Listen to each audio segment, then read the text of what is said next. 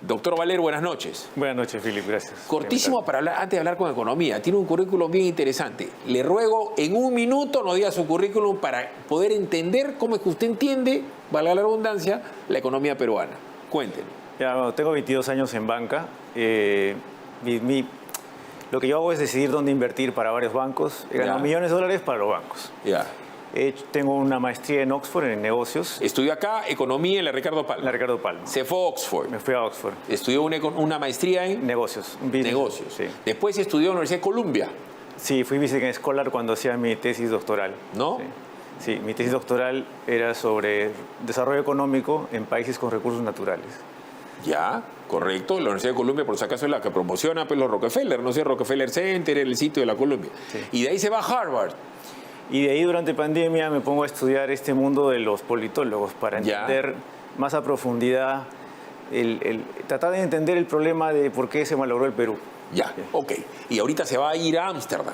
Sí. O sea, tiene mundo peruano, mundo gringo, mundo inglés y mundo europeo, siendo Inglaterra insular. Digo esto porque se viene una crisis económica bien compleja que yo no creo que pueda entender el mejor economista de Harvard, de Columbia o donde sea. Porque en esos países no tenemos informalidad, narcotráfico, tal ilegal, fenómeno del niño y además el tema de los bloqueos de las carreteras, lo cual corta el flujo de pagos. O sea, todas esas derivadas no existen en otro país del mundo, ¿no es cierto? Salvo hay veces en México. También he estudiado en México, ¿no es cierto? Un convenio con la UNAM, el doctorado, sí. Ya, okay. Entonces vamos a ver esta nota para ver cómo después nos lo explica el doctor en los términos más sencillos y peruanos para ver lo que se viene. Veamos la nota. Falta Noé, el arca y los animales, ¿cierto? Estamos en una situación horrible. Les tiro 2 centros más con respecto al currículum del doctor. O sea, es economista, es financista. Ergo, nunca en su vida va a poder tener un ataque cardíaco porque el doctor no tiene corazón. Dicho esto, ¿en dónde invertir y en dónde no invertir? Voy a hablar con el banquero, según esto. ¿Dónde invertir, dónde no invertir?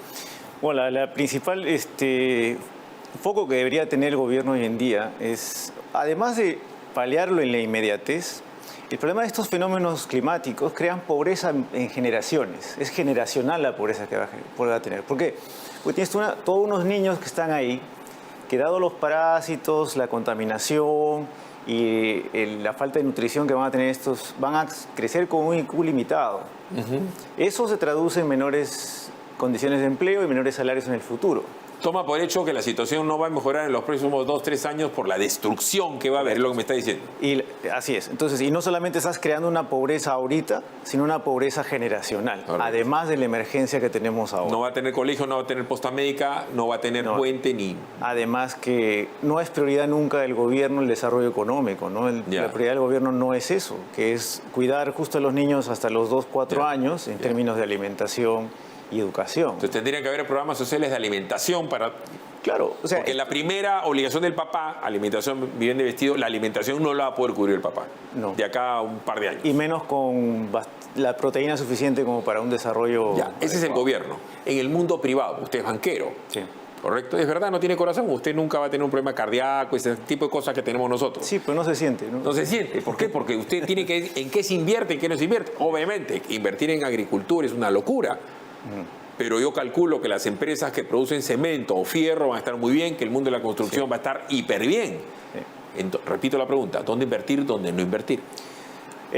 Bueno, dado la política keynesiana del gobierno, que lo que va a intentar es aumentar el PBI con construcción y obras, obviamente el sector construcción y toda la cadena del cemento, fierro y todas esas cosas van a ir bien, ¿no? En ese sector sí va a ir bien. Ya. En el sector agrícola obviamente sufre.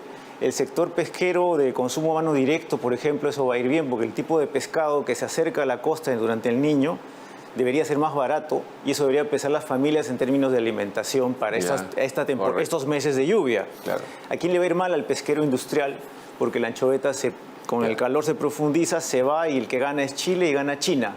¿China por qué? Porque tiene sus barcos gigantescos en las afueras de las 200 millas esperando que surja la anchoveta. Y ahora con la burrada que han hecho, que no permiten que los peruanos pesquen en las primeras 5 millas, los chilenos están haciendo... O sea, la han hecho linda para que Chile se beneficie. Entonces, a ver, le comentaba al doctor antes de entrar, ¿no? Las grandes corporaciones en el Perú, donde hay mucho monopolio, oligopolio y monopsonio, no han podido distribuir adecuadamente. Diciembre por la revuelta social, enero también por revuelta social, febrero por fenómeno climático, en el norte no llega toda la comida y toda la cerveza. Entonces se corta la cadena de llegada de suministro y de pago. Sí.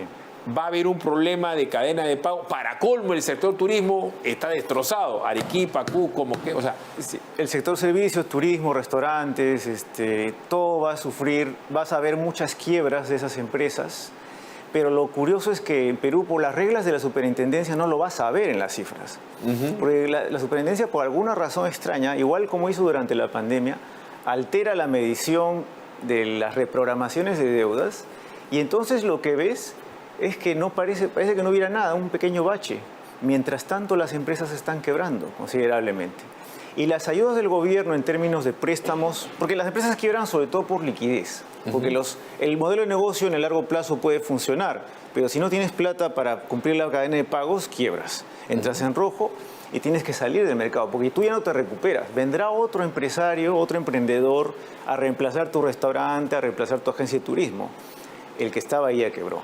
Ya, acá hay un fenómeno bien especial, que hay una trampita de parte del gobierno. Hay gran cantidad de empresas ligadas al sector turismo, transportes, camiones, en fin, furgones, transporte de personas y de carga, que han tenido su reactiva 1, su reactiva 2 y ahora no lo pueden pagar. ¿Y qué cosa va a hacer el gobierno con eso? Darle otro paquete de incentivo, refinanciarlo, refinanciado. Porque si no, ¿cómo? ¿Cómo pago un hotel sin turistas? Y no hay turistas, ¿no? No hay que ser un capo. Yo no he ido a Harvard, pero evidentemente no hay turistas. Sí, no. Y el vuelo que he venido vacío prácticamente, un vuelo a Lima de Europa vacío. Lo que vas a ver es que el reactivo estaba mal diseñado, pésimamente diseñado. Porque solo ayuda a cierto monto de emprendedores hacia arriba, de mediana empresa para arriba. La gente que está sufriendo, que tiene su restaurante, que tiene su pollería, ellos no reciben reactiva porque ellos no facturan formalmente la mayor parte de sus ingresos. Es decir, van a pedir al banco reactiva y dicen, oye, pero tú solo tienes 3.000 soles de ingresos, digamos, ¿no? Claro. Yo quiero 10.000, 15.000. No, tú no calificas. Es que yo no lo facturaba. Por eso decía, usted estudia doctor en los mejores sitios del mundo, ¿no? Pero en Boston, o sea, no hay tal ilegal, no hay narcotráfico que pichicatea la economía, no te paran la carretera, no hay fenómeno del niño, no hay... Todas esas derivadas en la economía peruana hace que sus compañeros de allá, de Columbia o de Oxford, se volvieran locos acá. Claro, no entienden. Eso no va a pasar, ¿no? El mundo tiene otros problemas de la informalidad. Entonces, si el político anuncia más reactivas, es beneficio populista para él. Digo esto con todo respeto, no, porque en Inglaterra, en Manchester no está tomado por Sendero Luminoso, ¿no? Eso no pasa. Vamos a ir a una pausa para hablar de la otra parte, la que de repente podría ser buena. Lo que le importa el común de la gente y que nunca le importa a los políticos es el consumo. La gente come, alimentación, viviente y vestido. De eso vamos a hablar con el doctor luego de la pausa. Volvemos. La salud. A los inversionistas y a los ricos, por decirlo así, les importa en dónde invertir o no invertir, la pregunta del bloque previo. Pero el consumo, comida, vestido, el consumo del populorum, ¿qué va a pasar en estos próximos meses? Bueno, el consumo va a seguir deteriorándose porque la gente, además de haber sufrido la inflación, que básicamente es como un impuesto adicional, como que te hubieran rebajado tu salario, tienes el problema de las expectativas de corto plazo, que es, no sabemos si en las siguientes elecciones cuándo van a ser, incluso si es el 2026, no sabes qué candidatos van a estar. Por el sistema electoral peruano puede volver a salir otro partido radical con la misma agenda de constituyente. Entonces, cero inversión hasta que eso se defina, hasta que sepamos los candidatos a la siguiente elección. Si no hay más inversión, no va a haber más trabajo, y no hay trabajo. Menos trabajo, el empleo no va a subir. La gente, la poco plata que va a sacar, por ejemplo, si le das de AFP o le das de Yanapay, se lo va a guardar. Solo lo va a consumir en los bienes más básicos, es decir, canasta básica, comida. Y si no le alcanza, que es lo que está pasando y estamos viendo en las cifras de créditos de consumo, vas a ver que las tarjetas de crédito y ese tipo de créditos empieza a subir extrañamente mucho más rápido de lo normal. La gente está endeudándose para comer. Está con la tarjetita, está cubriendo lo que no recibe. ¿Por qué la gente está tan desesperada por vender o alquilar sus propiedades? Porque en síntomas de recesión, el primer sector que se afecta es el sector inmobiliario, en el sentido de, en Perú no existe una válvula de escape para que bajen los precios. Yeah. Los precios que tenemos desde el 2014 más o menos son los mismos, inclusive durante la pandemia. Y es porque el Estado interviene con mi vivienda, haciendo una subvención extra que mantiene los precios altos. ¿Qué tendría que hacer el Estado? Voy a poner un ejemplo absolutamente grotesco e increíble para el Perú. En Estados Unidos, en el momento que Trump se da cuenta que tiene un problema económico muy grande y dijo, ¿sabes qué? Se baja la tasa de interés casi cero para las tarjetas de crédito, consuman America First. Claro. Eso no se puede hacer acá en el Perú. ¿Qué tendría que hacer el gobierno con los créditos de consumo y con el consumo del populorum, ¿no? Con la gente que vive de la informalidad y vive en efectivo? Lo que va a decir el político es necesitamos más ingreso fiscal, necesitamos deuda para más impulsar keynesianamente la economía. No, eso no se hace. Lo que se tiene que hacer es reducción de impuestos. Reducción de impuestos de largo plazo, porque si tú lo bajas solamente un año, solamente a la papa, al camote, que es lo que intentaron hace un tiempo, no funciona. La gente tiene que recibir la expectativa. ¿Qué impuesto? ¿Reducir el IGB? Estamos hablando del IGB, estamos hablando del impuesto de renta para las familias, o sea, las planillas, y a los emprendedores más chicos. A los grandes no, porque esos tienen otras fuentes de financiamiento. A ese nivel tienes que... ¿Cómo haces con el emprendedor chico? ¿Qué le bajas?